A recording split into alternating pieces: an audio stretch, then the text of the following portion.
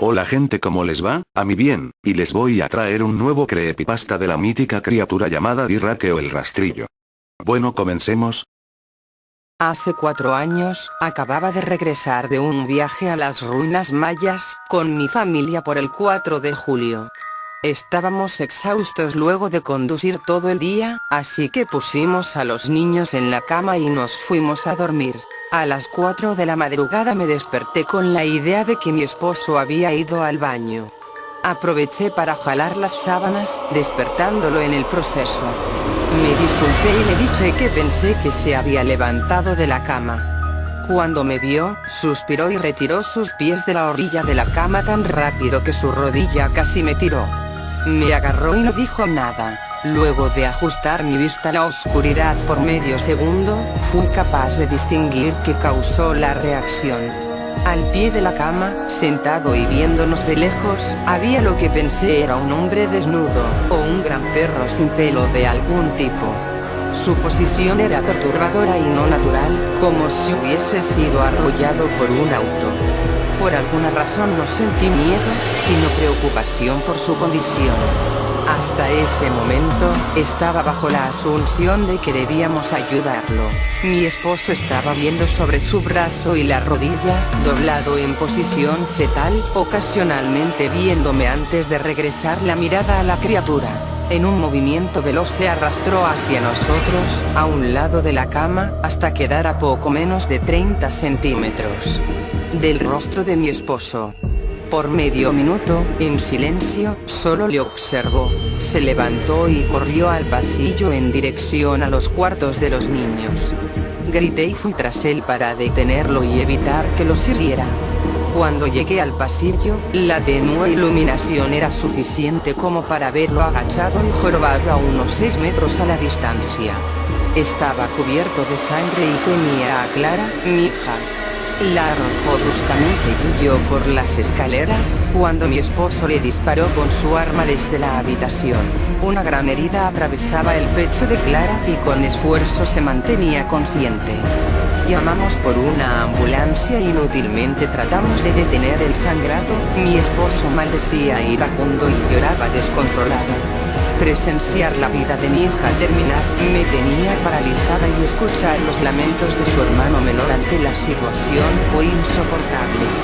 Sin darme mucha oportunidad de reaccionar, mi esposo tomó a Clara y la llevó a la camioneta. Desesperado por la ausencia de ayuda, la encaminó él mismo al hospital. Estoy segura de haberla escuchado decir "él es el rastrillo" en una débil y esforzada voz previo a que dejara la habitación. Impactaron violentamente contra un camión de carga que frecuentaba la ruta de nuestro pueblo, murieron casi instantáneamente. En pocos días la noticia se movilizó entre los medios. La policía ayudó un poco al principio, y el diario local tomó mucho interés en ello. Pero nada jamás fue publicado, y la nota en las noticias locales nunca tuvo seguimiento. Por varios meses, mi hijo Justin y yo nos quedamos en un hotel cercano a casa de mis padres. Después de que decidimos regresar a casa, comencé a buscar respuestas por mí misma. Eventualmente encontré a un hombre en otra ciudad vecina que tuvo una historia similar. Entramos en contacto y comenzamos a hablar de lo ocurrido. Conocí a otras 2 personas que habían visto a la criatura que ahora llamaremos el rastrillo, en Nueva York. Nos tomó a los 4 casi 2 años de buscar en internet y escribir cartas para obtener una pequeña colección de lo que creíamos que eran registros del rastrillo. Ninguno dio detalles, historia o seguimiento. Una jornada involucraba a la criatura en sus primeras 3 páginas, y nunca mencionada de nuevo. El diario de un marinero no explicaba nada del encuentro, diciendo que el rastrillo le ordenó largarse del puerto en el que recientemente había desembarcado. Fue la última entrada del diario. Eran varias las instancias en que la visita de la criatura era una en una serie de visitas a la misma persona. Muchos daban registro de que el rastrillo les habló, mi hija incluida en esos testigos. Esto nos llevó a preguntarnos si el rastrillo nos había visitado anteriormente antes del último encuentro. Puse una grabadora digital cerca a mi cama y la dejé corriendo por toda la noche, cada noche, por 2 semanas. Oía con interés los sonidos cada día que me despertaba.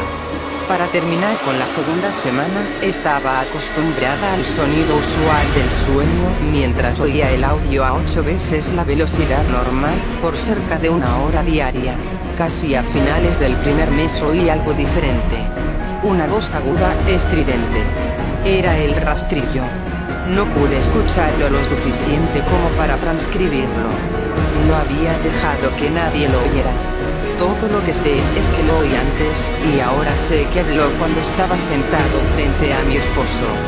No recuerdo haberlo oído en ese momento, pero, por alguna razón, la voz en la grabadora inmediatamente me lleva de vuelta a ese momento. Los pensamientos que debieron pasar por la mente de mi hija me hicieron enojar.